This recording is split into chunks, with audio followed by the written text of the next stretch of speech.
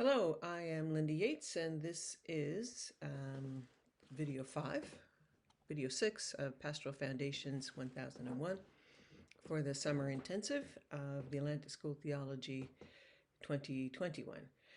So today we're going to talk about grief, death, and dying, and this will be some of the most important work you do, and in fact, it will be most of the pastoral care work you're doing. So whether that's dealing with somebody who's actively dying, somebody who has died, but more often than not, whenever you deal with somebody who's working through grief, they deal with multiple deaths. If you think of the average age of your congregant, because Canada is an aging population, that people have dealt with multiple deaths in their lifetime. So if you get to be old enough, you have seen the death of your siblings, your parent, friends, family, possibly a child or two. So, seniors are dealing with all kinds of grief, including losing capacity, right? Losing capacity, losing physical capacity and losing houses because they've had to move into assisted living and so on. So, you will be doing a lot of grief work. So today we're going to talk about grief, death, and dying. Grief is work, and the old adage is that you can only postpone grief. You will go through grief, you just will. But the later it is left, the more difficult it becomes. I have been with many people who have died, and it is painful to watch them begin to process deaths that happened decades earlier. And, it's kind of like preparing for the Olympics with only 1 week of training. I mean, it's difficult to process your own death as you're processing finally the deaths of people who have died before. So, helping people express their grief and honor their grief is really a compassionate and healing thing that you can do. And grief that is postponed tends to manifest in all kinds of distressing behaviors and experiences, including physical illnesses. So we know that at the bottom of many physical illnesses is this kind of ongoing, unprocessed grief. Grief is experienced when we suffer a loss. So all change results in a loss of some kind. Therefore, even happy events like perhaps you get a promotion or you get married or there's a big longed for change, but with that comes a recognition that things in your life are not the same that they used to be, and so you tend to long for the way your life used to be because you're grieving it. In ministry, you will do a great deal of work walking with people as they grieve. Now, one of the things you need to do is to let your congregation know how you provide grief care. So every minister does things a little bit differently. One of the things I used to do is every now and then in the annual report, I would put a one-page explanation of how I made decisions about who to visit and when. And there was a paragraph or a couple of paragraphs on grief in there, and I've made it available as a PDF on Brightspace. But people will often say, well, so and so's sister died, and you didn't visit them, or you visited them only once, and this other person's sister died, and you saw them 3 times. So what I wanted to do is a little education piece too in that document, which is to say, grief is different for every person. So someone's sister died who they haven't seen in 20 years because they live away. That grief is real, but it's not likely to be terribly protracted. And then another person's sister might have been like a second mother or actual mother-like person in their lives. And so their grief is deep, right? So, teaching people that not everybody's situation is the same when they lose somebody, and that everybody's grief is expressed differently. But it also helps congregants learn to be patient. If they know you're coming, that you will come to them in their hour of need, and there's a system that you're using to decide how to do that, but that you will come if they call you and ask you, then they can relax a bit and not be so vigilant about how you do your visiting. Um, So and I like to in that document remind them, when you're not able to get around to everybody, is that the emergency rooms are full, right? And no one blames the doctors. So it's just that we have a lot of people dealing with grief and lots of situations in the pastoral charge, and we do the best we can. So uh, it's really important to use the words death and dying. This helps normalize death as a stage of life we all go through, and it helps your congregants begin to acknowledge that they will die as well. So, just remember to not use these euphemisms like past or, like went away or, you know, on to the next life. I mean, people die. Talk about dying. The other thing I wanted to say is that you will hurt too. I mean, if you were close to the person, take some time to mourn as well. And in rural ministry, you can get very close to people if you stay for longer than 3 or 4 years. Your congregant might be your kid's teacher, the local firefighter, the person that sells you groceries, a co-volunteer at the Lions Club or the schools. It's you will see people in rural areas often and come to know them in a variety of ways, and so it's hard to lose them after a while. Sometimes you will get runs of deaths and diagnoses of terminal illnesses. Respect and protect your time when you feel the need to take some time to rest. It's really important for you to kind of process these deaths too.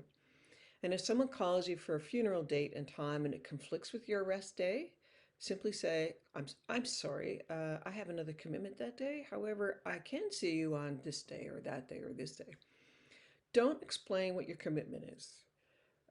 People, when they call you because somebody's died, they are wanting to arrange things, really just want to know that you can give them a certain piece of time. It doesn't have to be that day. And same with funerals. Like, it doesn't have to be that day. Just give them a range of dates and do not explain things. I think women, because we're socialized to be people pleasers and to have to explain ourselves all the time and be accounting for our time, um, are particularly susceptible for the need to explain. Stop explaining. Just say, I'm sorry, I have a commitment that day. Your need for rest is important and it's critical for your ministry, but they won't see that when somebody's died. Or your need for anything is not as important as their need at that moment in grief. So, you know, take care of yourself and take care of your time, but don't keep explaining it. You do know an explanation of your broad methodology and principles and how you decide to take time off, et cetera, to your ministry and personnel committee or to your denomination's equivalent of that body that supervises the minister's work or is the liaison for the minister's work. So when we are in relationships with actual others, and remember we're using the term actual others to distinguish between our internal others, they come to inhabit us in the form of symbols and ideas. So, the people we love inhabit us internally as symbols and ideas. So when they die, we also mourn for those parts of us that have died as well. Now, humans intuitively know this because without knowing all this object relations theory, people will often say, and you know this yourself, that, when people have resolved grief or have come through a very, very long patch of grief, they'll say, what I realize is that they live within me. And so, that means they have internalized the idea of this person in a more permanent way. They've processed who they are as they have known them in a different way than they used to be before. If a person had a difficult relationship with someone, their grief can be really complicated and long.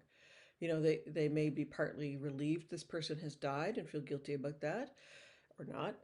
They will also mourn the loss of the relationship that they wish they had. So, there's two things that they're missing. One is perhaps the bits and pieces that were good from that relationship, but then there's also a recognition that um, I'm never going to get that relationship that I wanted to have. So, resolution comes to people when they accept that both have taken place. I'm never going to get the relationship that I wanted to have, and I grieve that, and that's okay. I'm relieved that person has died. I feel freed in some ways. And also, well, there were other things that were not so bad about this person. Or if that's the only thing they can say is they made me a strong person because I had to resist them, that's that's okay too. That's good, right? But this is called complicated grief, and it can come to a long, long, long time to come to a sense of peace. So most people talk about mourning, and everybody has a different journey, but mourning generally takes, um, peaks at about a year, 6 months to a year is like the worst, deepest parts of mourning, and then things seem to resolve in a couple of years, 2 years. I remember one lady told me once when after her husband died, and she had remarried. She's quite old, and she was telling me about when her first husband died and how devastating it was for her. And I said, "So, how did you know when you were going to be okay?" And she said, "Linda, I got up one morning and I said, I'm going to make some chocolate chip cookies." And she said, I had not made a decision really for 2 years. So she said, that was when I knew that I would be okay. So people kind of come to their own sense of when the criteria when they know they're going to be okay. Families become disrupted when somebody dies. Everyone will have had a different kind of relationship with the deceased and expect that the others had the same kind of relationship. And you know this too. I mean, many of you are in families with siblings, and they'll talk about things that happened in the past or things that happened with a parent. You think, that's not the family I grew up in. So, everyone has a different experience of a family. And during the time of grief, when a person has died, it can be shocking to be exposed to the internal representations of a loved one held by others. A family is like a solar system. So, when a planet is removed from that solar system, everything wobbles around until they find their own gravity, right? And then they can kind of create the solar system. But if the sun is removed, if a significant caregiving parent is removed that was the center of the family, or the family's young and a mother dies or something, that is huge because, when you take out the sun, that's really difficult. So everyone's grief journey is different. It's okay to be numb. Like a lot of clergy worry about people being numb. Like, they'll say that, oh, they don't want to talk about it or they want to do this. Like some people need to be numb for a while. And it's okay to be numb as long as it doesn't last forever. A person can construct internal walls to create a barrier to feeling those parts of themselves that are grieving, to wall off those other selves. But those walls also keep out joy and affection. So it can become really, people can become permanently numb, until they kind of really grieve that death. And remember what we talked about in the previous slideshows, or previous lectures, is that the others, our internal others that we reject, that we're more likely to reject, is vulnerability and anger. And those are the two things that are come to the forefront in grief. So you have read, or hopefully will read, Klein Bell's Chapter 9, Bereavement Caregiving, Before, During, and After Losses. It's quite fine. It's a clear and helpful chapter, which includes discussion of tasks. Now, I want to talk about this concept of tasks of grieving. So Elizabeth Kubler-Ross was a psychiatrist, and she was the first to look at grieving as something as worthy of studying. So she was really kind of the groundbreaker. And she described stages of grieving that you would have to go through, denial, anger, so on and so forth. And that's still quite referred to in popular culture. Very often you'll see shows or even cartoons that was like people go through the stages of grieving in an hour or something. But um, researchers no longer think of it as stages that you have to complete before you get on to the next one. We think of the work of grieving as a series of tasks. Not so much a series of tasks as a collection of tasks. So, people work through these as you come to acceptance and post-loss growth. So, Kleinbell lists tasks, but there, Rosalind Caraban, has a different list of tasks. And there are even other different systems of tasks, but in all systems, the tasks are not worked through in a linear fashion, and some people return to one Some people return to others and go back and forth. Some tasks may be concurrently worked through, some tasks may be skipped, and the tasks are not prescriptive.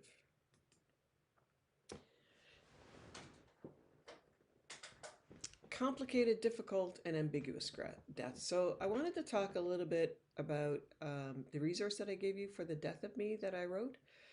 So here's a little bit of my history.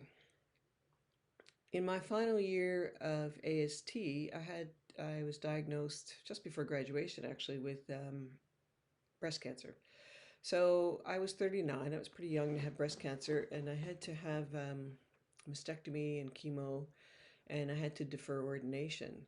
So I waited, a year, and then was ordained the next year into the Muscataba Valley, Lower Muscataba Valley, and that went very well. I recovered very well. But then I began to have trouble with my shoulder. So I got that investigated and I was diagnosed with metastatic cancer. And in those days, the median lifespan of somebody with metastatic breast cancer, my age, was about 2 years. So, that was what I was told. So my family and I had young children and got really prepared for my death. And at the same time, there were 4 or 5 other women in my congregation or in the area who had similar diagnoses. So we formed a group and talked about what it was like to have a terminal diagnosis or a life-threatening diagnosis, and worked because it's a very peculiar way to live in our culture. And most of those women died, and I did many of the funerals. So 3 years after I was diagnosed with a metastatic cancer, my doctor said to me, "Mrs. Yates, don't you think you're awfully well for someone who has metastatic cancer?" And I said, it has occurred to me. So they redid a bunch of tests and finally said that that was a mistaken diagnosis. So to be clear, the first diagnosis of breast cancer was correct. The metastatic diagnosis was not correct. So I lived with this death sentence for 3 years. My family did too. My congregation did, and then I didn't have it. So my death was like here in my mind, and then it was somewhere out in the future, like all of yours are. So that fascinated me because it changed me in fundamental ways, and I think really blessed me in many, many ways. And so I went back to school, did my doctorate in ministry, and that was the focus of my research was death awareness and how it changes you and congregations. And then I wrote this book because I was doing workshops, and so the book is an accompaniment for the workshop. So I give that to you free, but because I think because it was written for lay people that I really kind of have concise explanations about different kinds of death and death awareness. So read through that. It's not difficult reading, and it's important reading. So let's talk about complicated death. So an uncomplicated death is a death in which a person is expected to die of natural causes. So you've been part of those. Somebody's diagnosed with cancer. You see them through that. They die. There's a funeral. Lots of death rituals. People express care and love. They might be sad, but they work through their grief. It's not complicated. The person wasn't difficult. Complicated deaths can include sudden deaths, violence, mutilation, death of a child, a really long illness. Sometimes people can be dying for months. That can be very traumatic for caregivers. Abuse, natural disasters, relationships with the dead person can also be complicated and contribute to complicated grief. So, these might include dysfunctional family patterns, sudden impoverishment, secrecy, a belief that death was preventable, mental illness. I had 2 families in which the husband had a second family that nobody knew about. So these are complicated deaths. Disenfranchised grief is an important concept. That disenfranchised grief is a grief in which no one will acknowledge the loss to the griever. So For example, if you think about the second families, the the second family, n- no one is going to acknowledge their grief in an official capacity. So that's a disenfranchised grief. Disenfranchised grief can also include suicide. People don't like to acknowledge that somebody died by suicide. Partners of LGBTQ persons, sometimes are not acknowledged by the family. So it can, and before marriage was legal, that was a horrible situation to be in because you wouldn't even be acknowledged at the hospital as being the next of kin. So, that's disenfranchised grief. Ambiguous losses is in a loss in which it's difficult to prove that the person is dead. So if somebody is lost in battle, somebody is lost at sea, somebody disappears, in the woods and they can't find the body, that's an ambiguous loss. It's difficult to mourn the person. There's no body. You don't know if they've died. Ambiguous loss can also happen when somebody tells you that somebody's died, they've seen the body, they know it's happened, but you've never had a chance to do that. So maybe you live far away, you never have a chance to take part in the rituals, and so it feels ambiguous. It doesn't feel like the person has actually died. So these can all cause complicated grieving and cause grief patterns to be skewed kind of throughout life. So, and they can also make mourning rituals difficult to plan and carry out. So part of your ministry of healing can be to help people design healing rituals that acknowledge those kinds of deaths. Uh, Suicide and opioid overdoses. Suicide is becoming extremely prevalent in our culture. And it is a particularly difficult death, leaving a great deal of pain in its wake. The circumstances of the suicide matter a great deal. Was the person mentally ill for a long time? Is the death a total surprise? Who found the person? How were they found? Who's left behind? Are there young children? Those have been the most difficult suicides that I've been in a ministry with and for, is when there are small children. I might talk a little bit about that at the seminar. Sometimes surviving loved ones need a series of deep listening visits where they can tell the story of their loved one over and over because others don't necessarily want to hear about it. Sometimes they don't. Always say when a person has died by suicide that they died by suicide, not they killed themselves, not they committed suicide. Those are all agency words that the person, has committed a crime.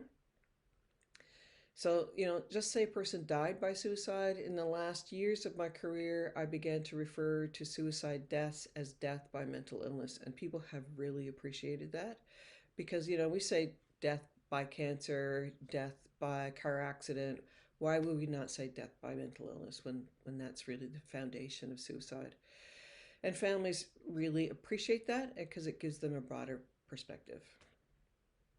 And suicide always involves the woulda, coulda, shouldas, I always say.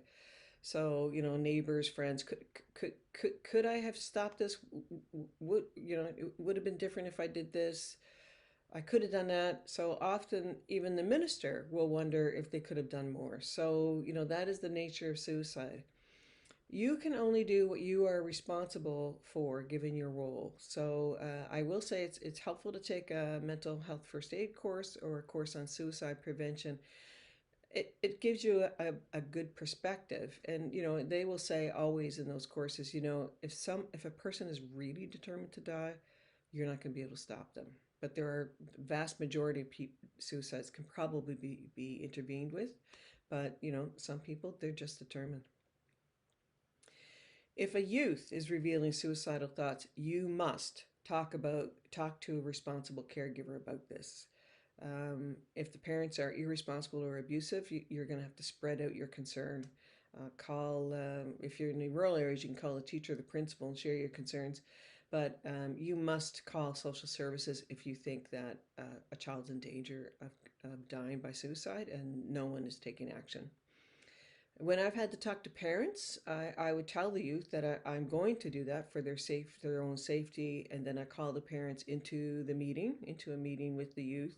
I usually, if so, then I'm talking to all three, and this has always been appreciated by the youth in particular because they feel out of control too, right? And as I said, sometimes you can work with the principal of the school or the guidance counselor in rural areas. Haven't had much luck with that in city ministries. Opioid deaths. These are also becoming more prevalent in the medical responding field. They are called in by people as heart attacks or heart incidents. So my final 3 years of ministry in 2019 was my last year. I was a medical first responder with the rural fire department, and so I used to go out on the calls as a responder. And those calls were always called in as somebody's having a heart attack, and they give the age, right? When they're calling it in, 35, 34, and you're thinking, that's not an age for a heart attack. And you know then that that's probably an overdose. Because no one the person who's making the call doesn't want to admit that someone is overdosing in their house to the authorities, and they also don't want to deal with police. So that's how they're called in. Now, family members will also tell you that. So they might say, a young person, 25 to 45, has died because there was something wrong with their heart. They just died. We don't know what happened. Or some version thereof. When that happens, suspect an overdose. I mean, don't talk about it with anybody, but just in your mind, suspect that. And because this complicates grieving, because family members often feel shame and they don't want to engage in mourning rituals. Often they don't want to have a funeral at all or anything. But these rituals can help support them in this complicated loss. Now, some families are quite honest about it, and I've done those funerals too, and it's been quite a blessing to everybody in the community because people almost always know. And it's just helpful, right? So I always say in the country, the rationale is when things go really off the rails is people feel like I'm going to take an aspirin and call it psychic. So I'm being facetious, but psychics are almost always consulted, in my experience, if they'll admit it to you, in suicides and opioids death. There's something about the unfinished nature of it that people feel they need to consult psychics. So be prepared for this. It seems to be a phase. Some people need to go through. Ask them, if they tell you about it, just ask them how they felt about it. What did you learn? Ask good questions, but don't argue about the qualifications of the psychic, please. That will not help them. It makes them ashamed. Mourning rituals. Humans need a way to mark the deaths of their loved one. Neanderthals had graves and left tokens in them, and so your role as a pastor means you help construct rituals for grieving people. Christian mourning rituals used to be in the form of a funeral liturgy or worship. People seem to be opting out of that more these days. The formats are changing, but in general, if you are a pastor and are asked to do a funeral, a committal, or another kind of ritual, you are going on behalf of the church, even if it is a private ritual. So there needs to be some God in it. The format of Sunday basic worship structure is always helpful. I think that piece of praise and thanksgiving, um, blessing, but also with pieces of lament in it.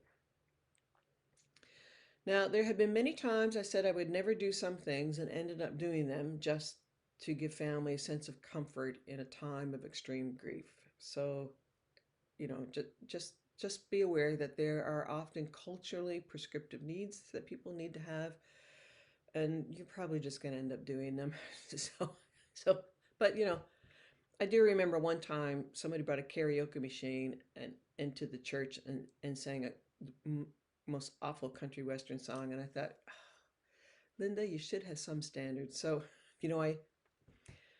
I became more discerning, but you will probably find in the face of extreme grief, some people just need to do things that you think are a little off the wall, but they seem to need it. The pastor provides emotional and psychological container in a grouping that may feel out of control. So your job, everybody's grieving, some situations, everybody's grieving lots of anxiety, lots of panic. I had a triple homicide in my congregation and did all the victims together. And that I was very aware that I was to be the calm container of presence in the midst of all that. That's your calm guidance is almost always welcomed, right? So, let's do this, let's not do that, let's do this, you go here. People will say, well, I can't, I don't think I can get through my reading. Just kind of whisper them, yeah, you can, but I'm right here if you can't. You are the calm person. And it's okay for you to be sad too in the funeral. I've caught myself, almost crying a couple of times. That's all right. You're allowed to be sad. But it's not okay for you to be so sad. You need to be comforted. So, save your grieving for later. Get to know the funeral homes and directors. Many problems can be avoided with good communication with those people. You will be doing a lot of funerals, and a lot of the same people will be attending them. Invest in many funeral liturgy books. I have whole shelves of funeral liturgies just because you need to develop a good bank of funeral sermons and liturgies because that can be adjusted for each individual because every person will be there. People keep coming to the funerals, right? So you need to kind of make it a little bit different. It doesn't have to be totally different, but you can't be using the same sermon for every funeral. Develop a funeral form and process that you feel comfortable with. I've left you my funeral information intake form. I find that when you go visit a family to work through these things, they just want to jump right in with action, right? And I feel it's really important to just, and the form is helpful because you say, "Oh, I have this form." I always say, I'd like to just take down some information first, then we could talk about the person, and then the funeral will come together as we're speaking. And that's true, and that is really helpful, I think, for people to process their grief, to kind of get themselves together, to reconnect with each other as they're telling stories. So just come. I find just come with a form, refer to it, fill it out as you're talking with them, and that tells them that you care enough to take it seriously too, right? So, and then have a prayer with them before you leave. People appreciate that too, and that's a liminal moment, right? So let's liminal moments are those moments where transition times between the boundaries of what was, what is, and what will be.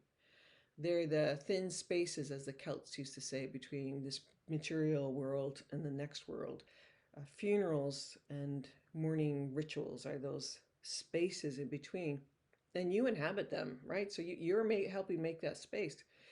So the thing about that liminal space is people are really listening to you more than they ever would on a Sunday because they are listening for the good word. They are listening to see what it is about this person's life.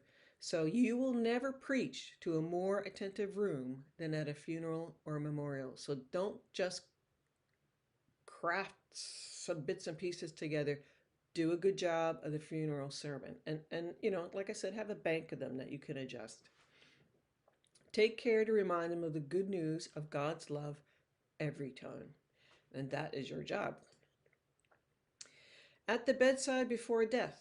So, depending on the culture of your setting, you may be expected to be at the dying person's bedside to offer prayer. As I've said before, in Alberta, this is not so much an expectation, but in Nova Scotia, this is very much an expectation. So, and also afterwards, when they have like the wake or the visitation, that you'll be there too. So, it just depends on where you are and what your local culture expects. So if you're called upon to do this, always go into a dying person's room and speak to the dying person directly, even if they're unconscious. So, I'll walk straight to the person. Oftentimes I'll just, lightly touch their shoulder and I'll say, "Hi, George, it's Linda. I'm here to be with you and to spend time with your family, and I'll have a bit of prayer before I go." And that helps the family too. Sometimes the person will try to respond because they know you're the minister and they know you, but just kind of gently start talking to the people too. um, Visit with the family for a bit, do lots of empathetic listening. Stories will be told about the person. Sometimes the stories get a little insensitive considering the person's there, and I like to just say, I've often heard that research tells us that people can hear even when they're unconscious, or a gentler way of saying that, just to remind them, that the person's there. And but then again, it might be part of that family culture in which the person would expect and want them to be telling those kinds of stories about them. So again, that changes from family to family. When you feel ready to leave, I always like to gather people around the bed. Uh, Pre-COVID times, everybody would hold hands. Maybe we'll do that again, and just finish with something like the Lord's Prayer or the 23rd Psalm, or some phrase that that people would know, right? So, and people will often say the Lord's Prayer with you, and including, you'll sometimes, and I always find this very moving, the person who's dying, you'll see their lips move a little bit because they can hear it too, right? And they're taking part.